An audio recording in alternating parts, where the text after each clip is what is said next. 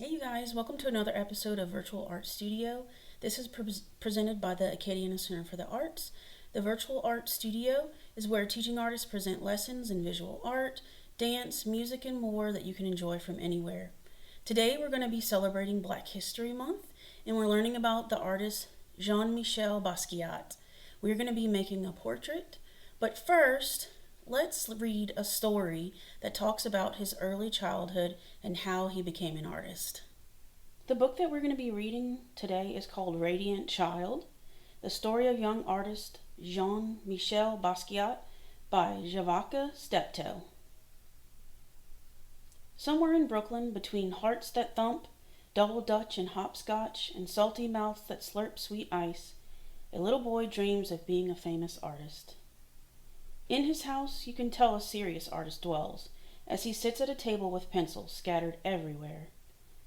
Jean-Michel draws from morning until night with a serious face, amid a storm of papers.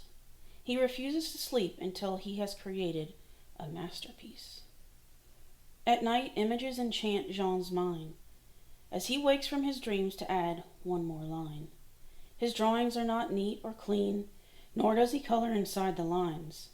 They are sloppy, ugly, and sometimes weird, but somehow still beautiful. His art comes from his mother, Matilde, a Puerto Rican woman who designs, sews, cooks, and cleans, and makes the house look like a stylish magazine.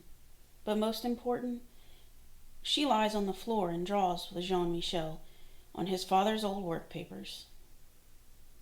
From her he learns that art is not only in the poetry books she reads to him, or in the theaters and museums they visit. Art is in the street games of the little children. It is in our style and the words we speak. It is how the messy patchwork of the city creates new meaning for ordinary things.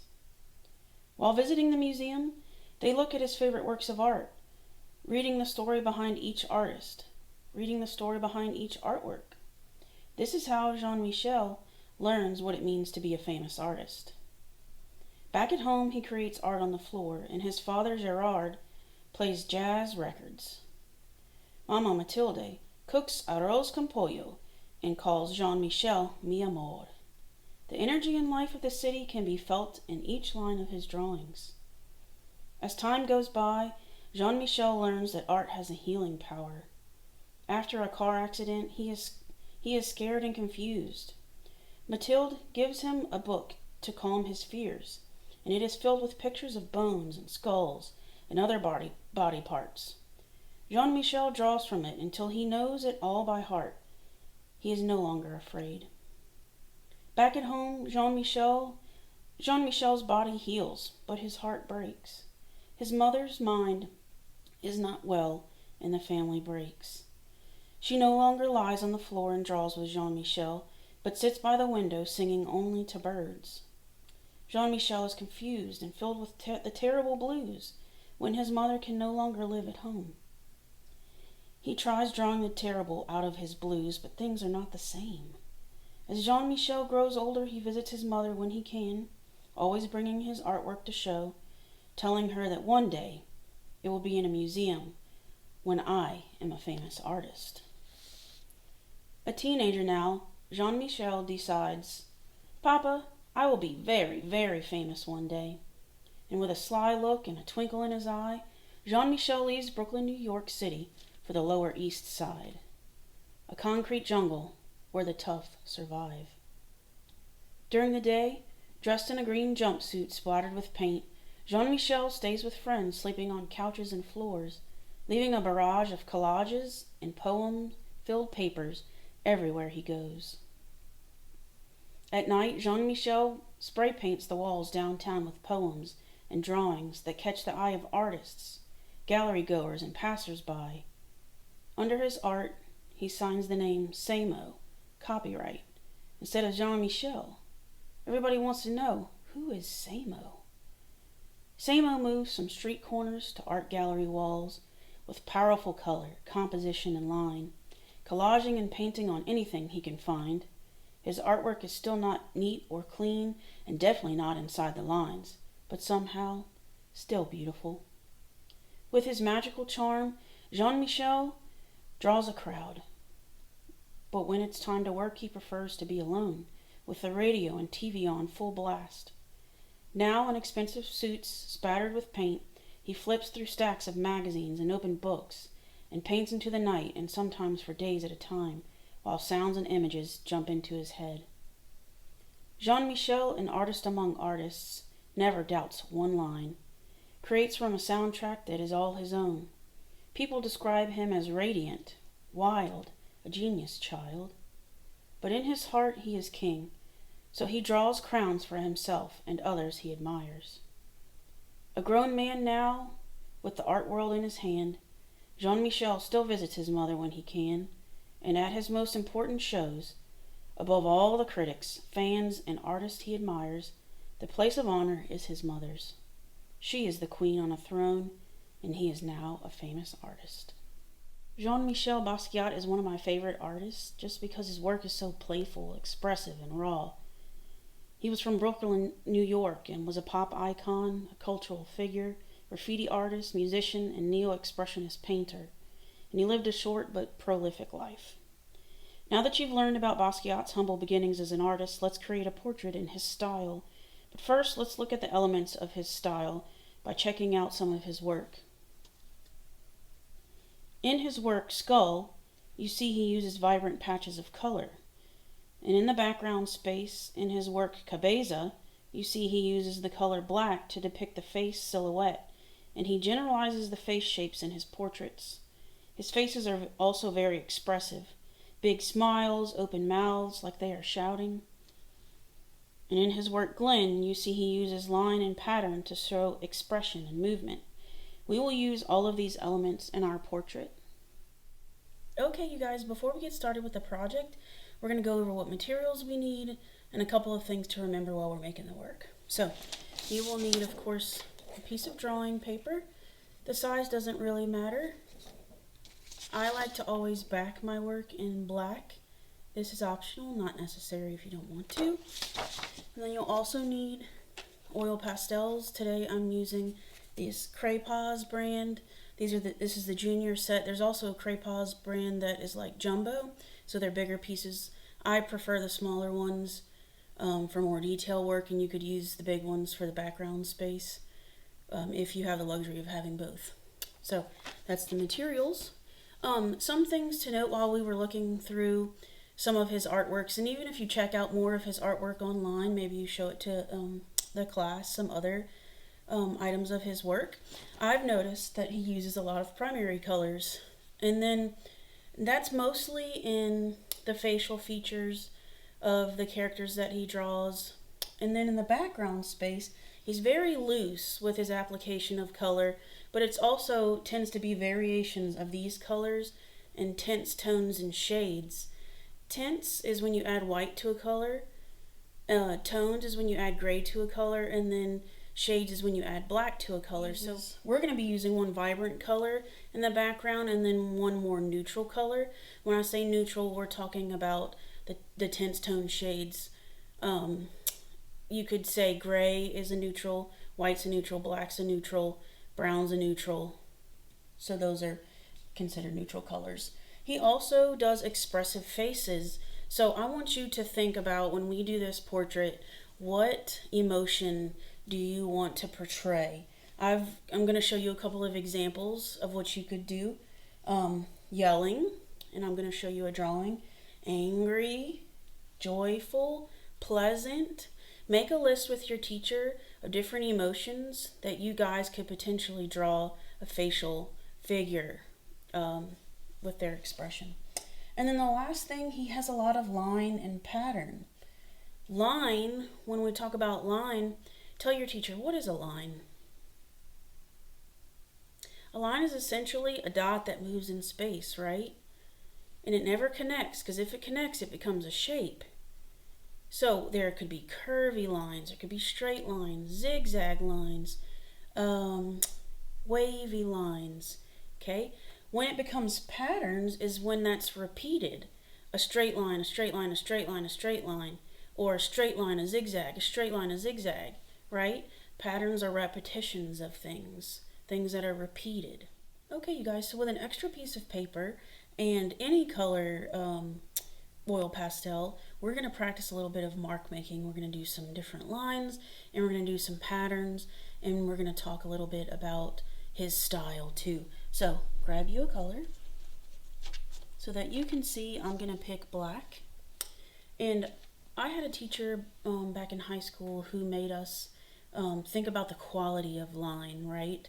Thick and thin lines. So I want you to practice your very first line. Don't take up the entire space of your paper. We're just going to do little sections at a time.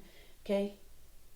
Do a straight line and then twist your oil pastel and make it press harder. Lighten up. Look how interesting that line is. It started out pretty thin, got zigzaggy, real thick, then thin again. Do that again. This time, start out with a thick one and then get zigzaggy and then wavy and then straight and then up and down, and look how cool that one is. Play with your lines a little bit. Michel Basquiat also liked to do crowns in his work, so you may include a crown on yours. Right? He did his. Right? Be fast with it, be expressive. Don't worry about it looking perfect. Okay, we want that raw, that fast, that exciting. Maybe even put on some fun music while you're doing this part. Okay? And just practice. Now, with oil pastels, you kind of have to press hard so that it fills the space of the paper. There's what's called a tooth in most papers, and it's kind of like a little bit of texture. So in order for you to have solid lines, you have to press hard to get inside of that tooth of the paper. So kind of press hard. Don't do exactly what I'm doing. Any marks that you want to make. Just trying to get you to loosen up. Okay, now that we've practiced mark making, let's go on to talk about the faces of Jean-Michel Basquiat's work. Okay, so in the book that we read, Radiant Child, it talks about how Jean-Michel Basquiat got in a car accident, and afterwards he was scared. What did his mom bring to him that made him feel better?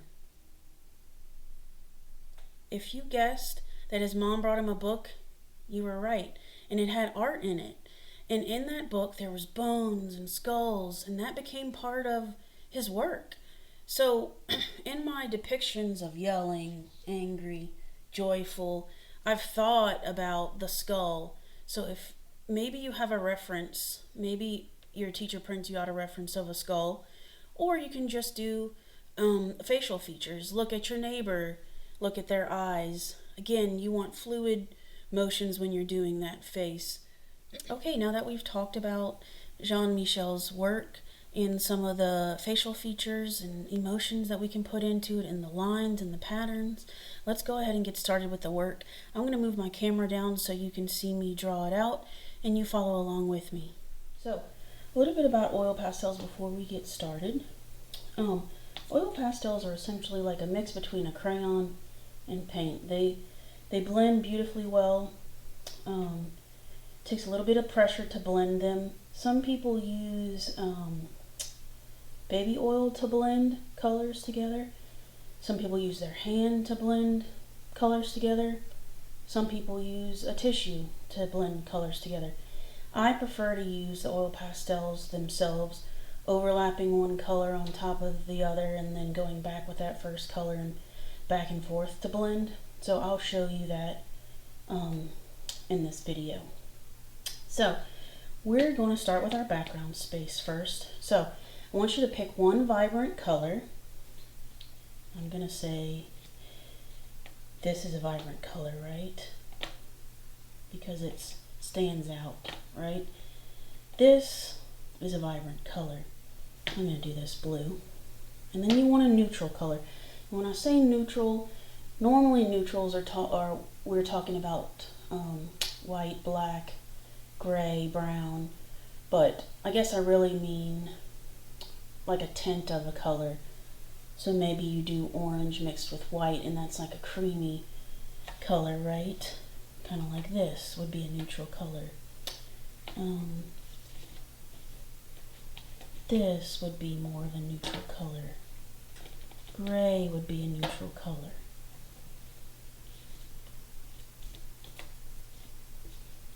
Okay, so pick one vibrant color, one neutral color, and we're going to take up our background space. When we talk about composition, we talk about filling our space.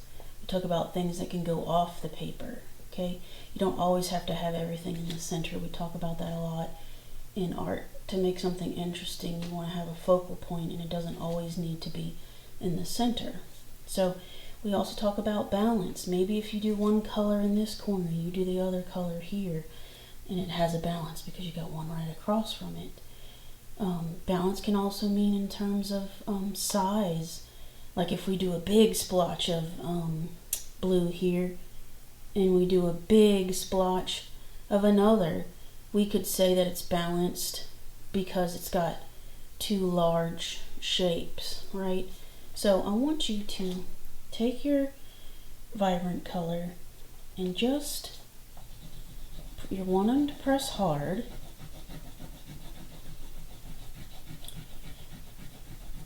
Just be very loose with this color.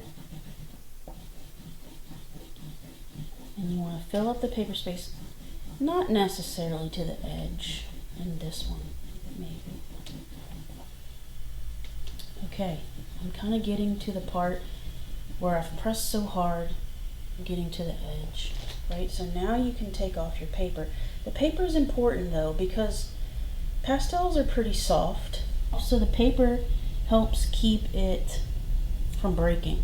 So you don't want to take off too much of the paper, because then you run the risk of breaking your pastel, okay? So just take off a little bit at a time whenever you get low.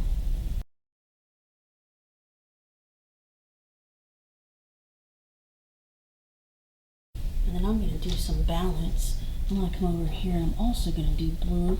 And I think I wanted to take up this much space. I'm going to have some parts that kind of come down this time. All of this.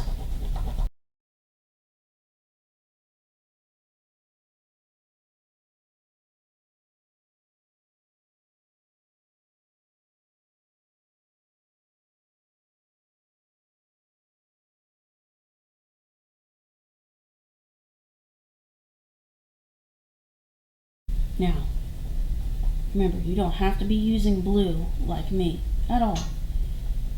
Just a vibrant color. Okay, got a little bit of a balance there. They're generally the same size. Maybe I change it up this time and do something even bigger with a different color. I think I'm going to go with this one as my neutral. Okay, and I'm going to fill in some of this empty space, this empty white space with this color.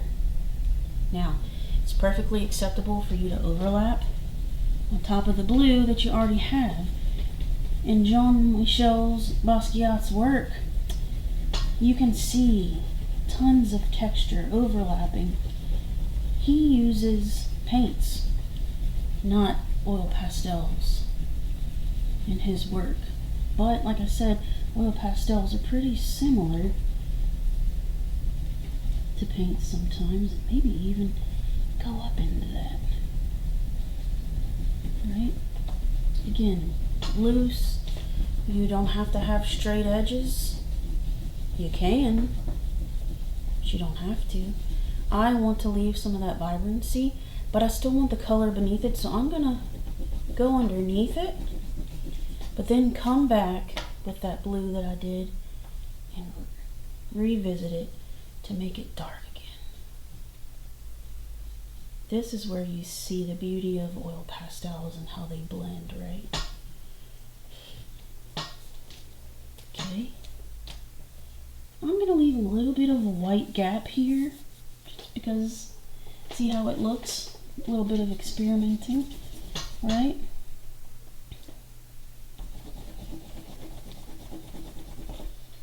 Ooh, now here's a good idea. You can also, if it does break, it's actually to your benefit. Instead of using the tip of your oil pastel, use the edge. Now you've probably noticed by now that you've got oil pastel all over your fingers. And this might be why some teachers don't like oil pastels, because they can be kind of dirty. Not to mention that it collects all these little tits. If you press too hard trying to get these off your paper, it'll smudge. But with Jean-Michel Basquiat's work, you can totally do that. If you were using oil pastel on a project where you didn't want to see all those things, then you'd blow them off instead of pressing like I am, right? You wouldn't want that, but we want it. Let's do it. Why not? You can even take what you have on your hands, dirty it up, okay? Now, we've got our background generally started. We're going to move on to our face shape. So, I want you to think of that emotion that you chose. I'm going to be using one of my primary colors. So what were the primary colors? Raise your hand and tell your teacher if you know. If you said red, yellow, and blue, you're right. Choose one of these colors. My suggestion is one of the darker colors. Which of these is darker? Red, blue, yellow. I'd say of the three, blue is the darkest. This one's in the in-between, and this is definitely the lightest. So I'm going to be using red. You can use blue. However, in the spaces that you already have blue, you might not be able to see. So instead of using the same blue, choose your darker blue that you had earlier. So that way you can see it when you draw it on top of this. Okay? Now, again, this does not have to be perfect when you do your face. Okay? Think of that emotion. Do you want it to look like a skull, or do you want it to look more like a person? You decide. Okay? And I want you to loosely draw in the mouth. I feel like that's an easy place to start because that depicts emotion pretty quickly. Your face, right? When you're frowning, you got that ooh, right? So this time I think I'm going to do that. I'm going to make a frowny mouth. A little perfect. Now, I'm going to make his nose and nostrils. At this point, be fluid, okay? Think about your eyes. I'm going to do the skeleton ones where they're big and open. And I'm going to, oh, that almost looks like glasses. What do you think? Kind of does. Okay, we've got the nose, we've got the eyes, we've got the mouth. What else can we add? What about some teeth? What about a jawline?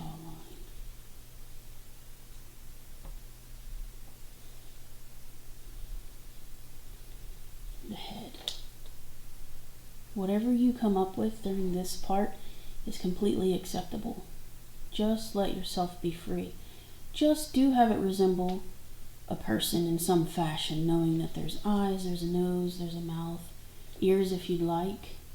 I'm not going to put ears on mine. You don't have to do a neck. If you want to do a neck, you can. But this is the basics beginning of our portrait. Here's the fun part next.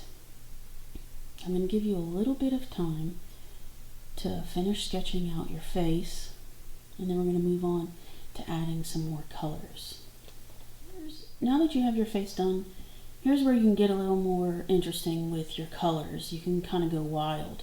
This is basically going to be the background skin color, if you will, of our person here, or skull, or whatever you want to call it. So here's where you can go wild. Fill up that space, and then we're going to come over it with black. Kind of cover up some of it, but leave some of it showing through. And that's what gives it that Basquiat look. Okay? So, go in, kind of get wild with your color. Again, loose, quick outlines it could be, right? Ooh, he's got a crick in his chin. And maybe I want to put what might look like a shadow And maybe the essence of an eye. Maybe those were glasses, so maybe I want this to be an eye. But that doesn't show up over there that great. Essence of an eyebrow, but I don't know. Ooh, ear. Oh, I don't know. I like it. Let's keep going. Moving on to a new color. Layer up that color. Okay? Wherever you want. Now it's filling in some of this skin. Ooh, blend it out. Press hard in some areas. Right? In other areas, don't. I like it. Okay, I'm going to come in with my dark blue.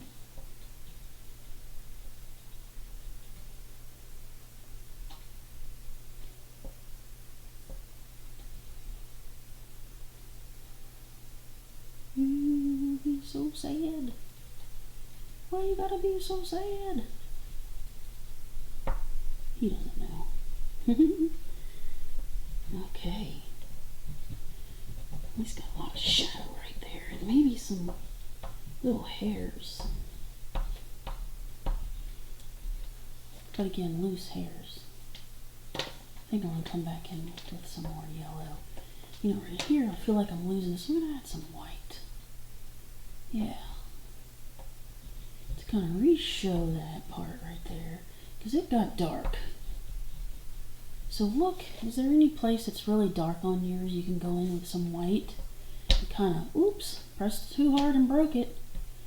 It's part of it with oil pastels. Ooh, yeah, I want to come blend in my teeth. They're going to be kind of pink. White to my red. It's blending together to make that pink. I rather like it. And I want to highlight in his chin. Okay.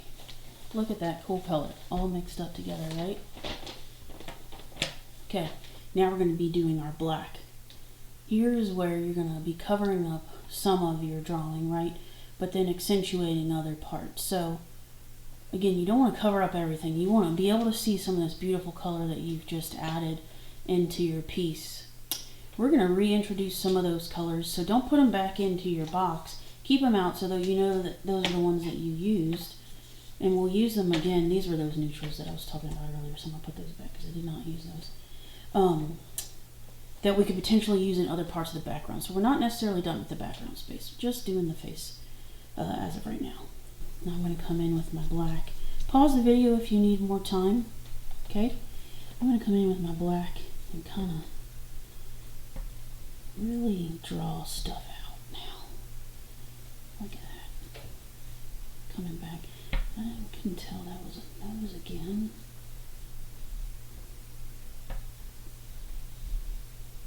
And that eye. Whoa, look at that. Okay. Now, I'm going to start filling in some of it. And I'm going to connect it up. But not all of it. I really love this color right here. And I'm like, well, I kind of want to keep that black. So here's where you can make some decisions about things, what you keep and what you cover up, right?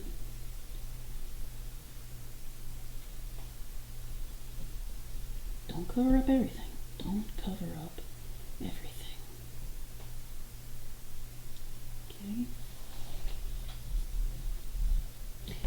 Ooh, that hair. Yeah, let's get that hair.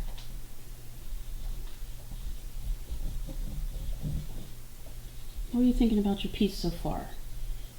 Ask your neighbor. What do they think? Maybe they'll say, add some more black here. Ooh, what about some red? You don't have to, of course. I rather like it, you guys. Again, pause the video if you're not done with your black, because we're going to be moving on to readdress the background, add some lines, some pattern, maybe some smudges because we got all of our fingers dirty. But here's the other fun part, readdressing that background space, looking for where we can balance back out our composition here. Okay, so I'm going to be using some of the colors that, again, we had used earlier. I left out my red. So here's where you can do some lines and patterns and things. Just make it interesting, right? And you can blend over the color you did previously. This is where it kind of gives that idea of like graffiti, right? Adding all these other things. So cool. This is not typically how I draw, you guys. Typically, I'm very observational drawing, realism. This is a breath of fresh air for me. I rather like what's going on here. Okay, I did this over here as a balance. Just felt like this was drawing my attention, so I was like, oh, what about if I repeat that, right? I repeated essentially a pattern, right? Generally, this shape here. Repetition of something that looks kind of similar. Repetition of something that looks kind of similar. Okay? Repeat something in the background space. And then if you want that signature crown,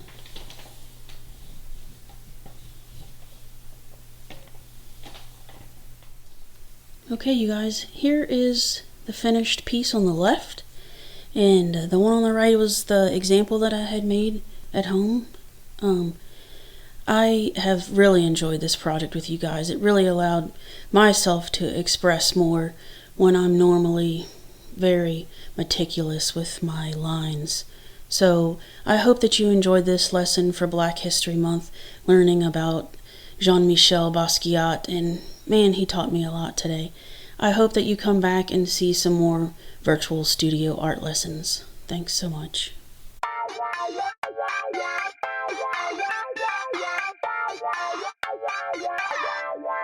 Wow.